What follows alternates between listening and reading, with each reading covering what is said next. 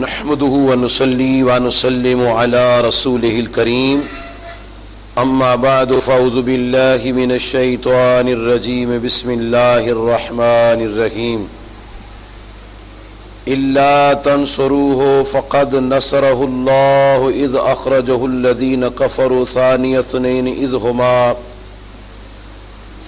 اثنين إذ هما في الغار إذ يقول لصاحبه لا تحزن إن الله معنا صدق الله العظيم وصدق رسوله النبي الكريم الأمين ونحن على ذلك لمن الشاهدين والشاكرين والحمد لله رب العالمين.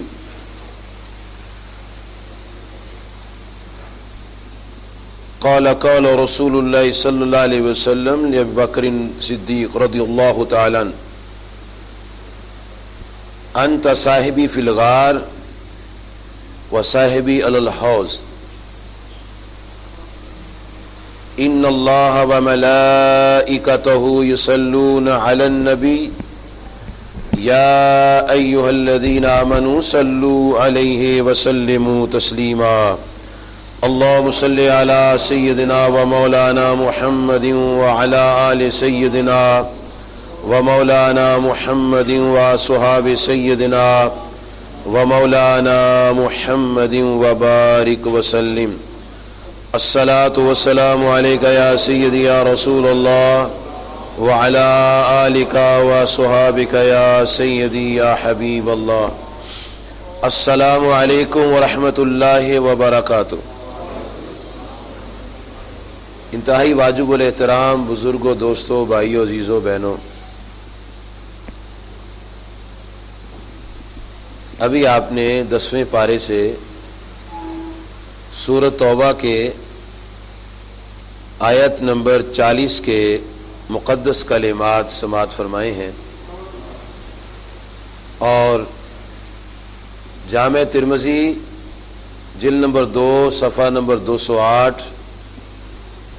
کنز الامال جلد نمبر 11 صفحہ نمبر 545، طبرانی جلد 11 صفحہ نمبر 400، شرح سنہ طبع قدیم جلد نمبر 14 صفحہ نمبر 82، مشکات شریف صفحہ نمبر 555. ان تمام کتابوں میں ایک حدیث شریف ہے جو آپ نے قرآن پاک کے مقدس کلمات کے بعد سماعت فرمائی. آیت قرآنیہ میں اللہ تعالیٰ ارشاد فرما رہا ہے کہ اگر تم میرے نبی صلی اللہ علیہ وسلم کی مدد نہ کرو گے تو اللہ تعالیٰ ضرور ان کی مدد فرمائے گا. جب وہ کافروں کی شرارت کی وجہ سے مکہ مکرمہ سے تشریف لے گئے، اس وقت وہ دو ہی تھے، ایک خود نبی کریم صلی اللہ علیہ وسلم اور دوسرے حضرت ابو بکر صدیق رضی اللہ تعالیٰ عنہ. جب وہ دونوں غار میں تھے، جب نبی صلی اللہ علیہ وسلم نے اپنے صاحب کو ارشاد فرمایا کہ لا تحزن، اے ابو بکر صدیق رضی اللہ تعالیٰ عنہ غم نہ کرو، اللہ تعالیٰ ہمارے ساتھ.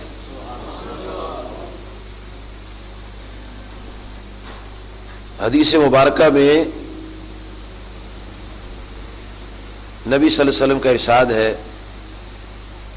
جناب ابو بکر صدیق رضی اللہ تعالیٰ عنہ کو خطاب کر کے فرماتے ہیں، حضرت عبداللہ بن عمر رضی اللہ عنہما روایت کرتے ہیں کہ اے ابو بکر صدیق، انت صاحبی فی الغار، آپ میرے یار غار ہو، و صاحبی علی الحوض، اور اے ابو بکر صدیق رضی اللہ عنہ آپ حوض کوثر پر میرے ساتھ. اس آیت مبارکہ اور حدیث شریف کی روشنی میں خلیفۃ الرسول حضرت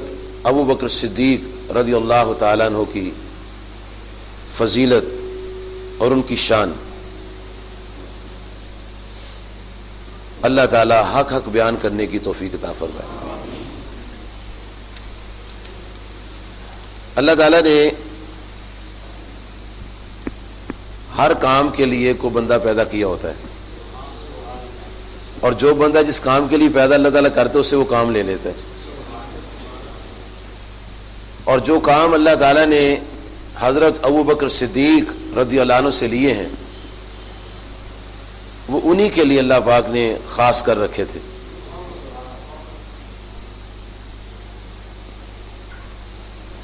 اور نبی صلی اللہ علیہ وسلم نے بھی خصوصی توجہ ان پر جو فرمائی ہے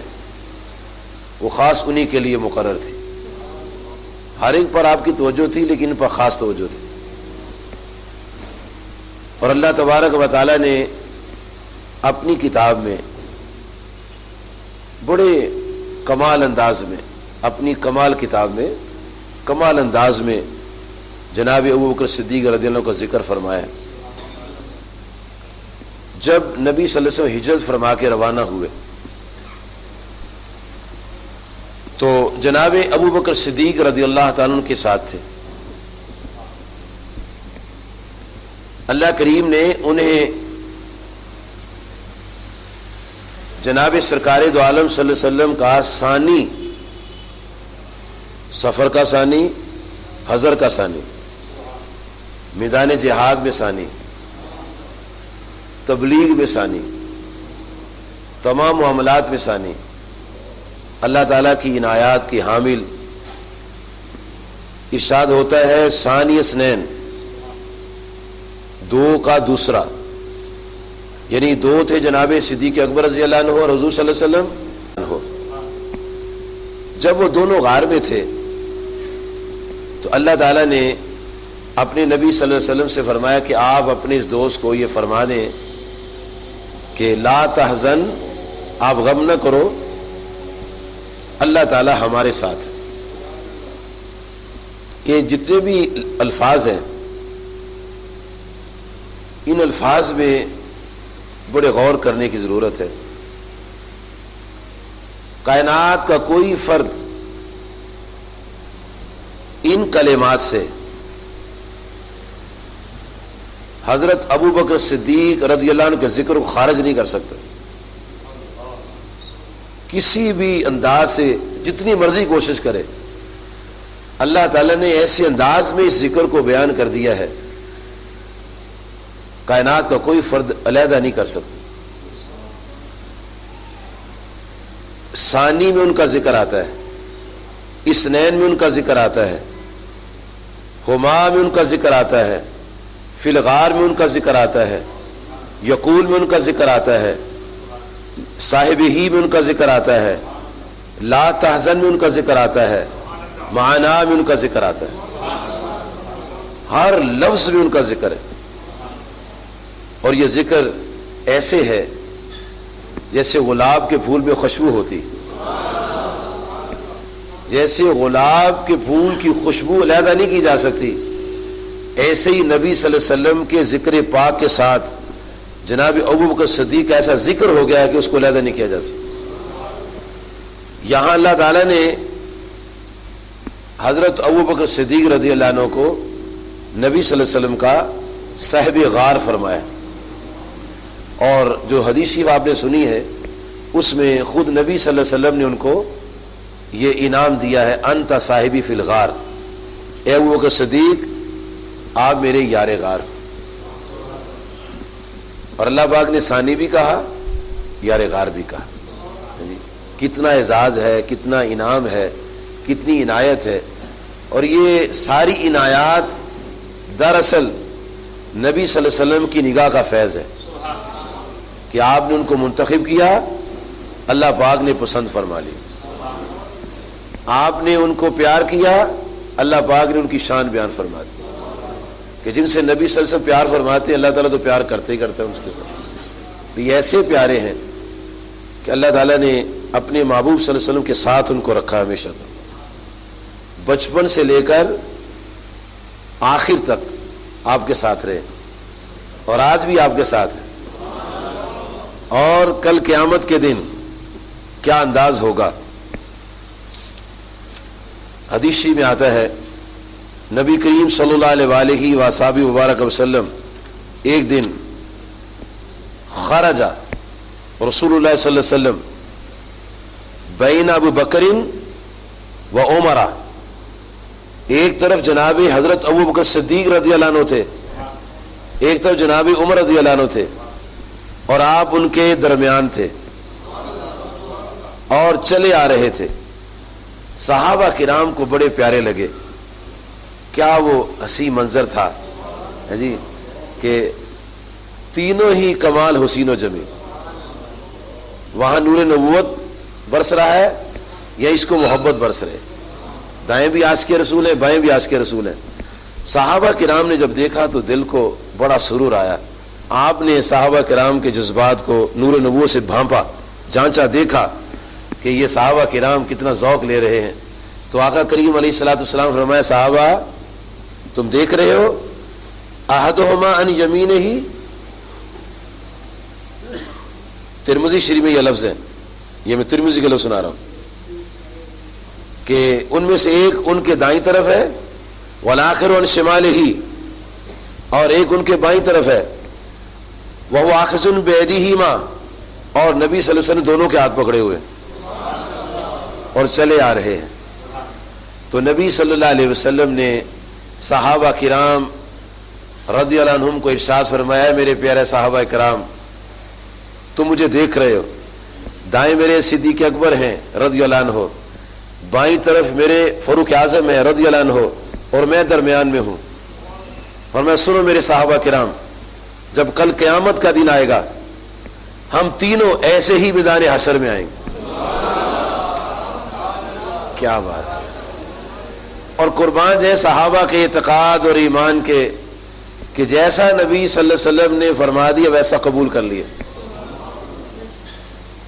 یہ نہیں کہا کہ ابھی تو قیامت آئی نہیں، آپ کو کیسے پتہ ہے؟ یہ گفتگو صحابہ کی نہیں ہوتی تھی، کریم آقا علیہ الصلوۃ والسلام جیسا فرما دیتے تھے صحابہ اس کو تسلیم کر لیتے تھے۔ اب جب نبی صلی اللہ علیہ وسلم نے یہ بات ارشاد فرمائی حضرت ابوبکر صدیق رضی اللہ عنہ کو کہ انت صاحبی فی الغار، اے صدیق اکبر تو میرا یار غار بھی ہے، و صاحبی الحوض، اور حوض کوثر پر بھی تو میرے ساتھ ہے۔ تو یہاں بھی کسی نے کوئی اعتراض نہیں کیا، ابھی تو قیامت آئی نہیں ہے، ابھی تو حساب و کتاب ہوا نہیں ہے، تو یہ کیا باتیں ہو رہی ہیں۔ وہ صحیح مسلمان تھے، وہ اصل مسلمان وہ تھے، اور صحیح مسلمان اور اصل مسلمان اسے ہی کہتے ہیں کہ جو نبی صلی اللہ علیہ وسلم کی بات کو مان لیتا ہے۔ عام طور پر احادیث میں جب کسی کے نہیں نہ ماننا ہو تو کہتے ہیں یہ حدیث ضعیف ہے، حالانکہ ایسا نہیں کہنا چاہیے، حدیث ضعیف نہیں ہوتی، حدیث کبھی ضعیف نہیں ہوتی، اور نبی پاک کی بات تو پھر ضعیف بات، استغفر اللہ استغفر اللہ، آقا کریم صلی اللہ علیہ وسلم کا ارشاد ہو اور ضعیف ارشاد ہو، یہ تو کبھی نہیں ہو سکتا۔ اصل میں کیا ہوتا ہے کہ جو روایت کرنے والے ہوتے ہیں ان میں کوئی ضعیف آدمی ہوتا ہے، سند ضعیف ہوتی ہے حدیث ضعیف نہیں ہوتی، سند ضعیف ہوتی ہے حدیث ضعیف ہے، سند ضعیف ہوتی ہے حدیث ضعیف ہے، تو لوگ کہتے ہیں حدیث ضعیف ہے، یعنی حضور صلی اللہ علیہ وسلم کا ارشاد جو ہے وہ ضعیف ہے، تو پھر کبھی کس کا ہوگا؟ کبھی کس کی بات کبھی ہوگی؟ وہ تو راویوں میں کوئی ایسا راوی آ جاتا ہے تو اس کی وجہ سے سند صحیح ہوتی ہے، حدیث ضعیف نہیں ہوتی، سند ضعیف ہوتی ہے، اور یہ ہمارے عام پبلک کو پتہ ہی نہیں ہے۔ عام بندہ جس کو وضو کی شرائط نہیں آتے، اس کے نماز کی شرائط نہیں آتے، وہ کہتا ہے حدیث ضعیف ہے، اسے پوچھو ضعیف ہوتی حدیث کون سی ہوتی ہے؟ ابھی نبی صلی اللہ علیہ وسلم کیا ارشاد ہو ضعیف ہو کیا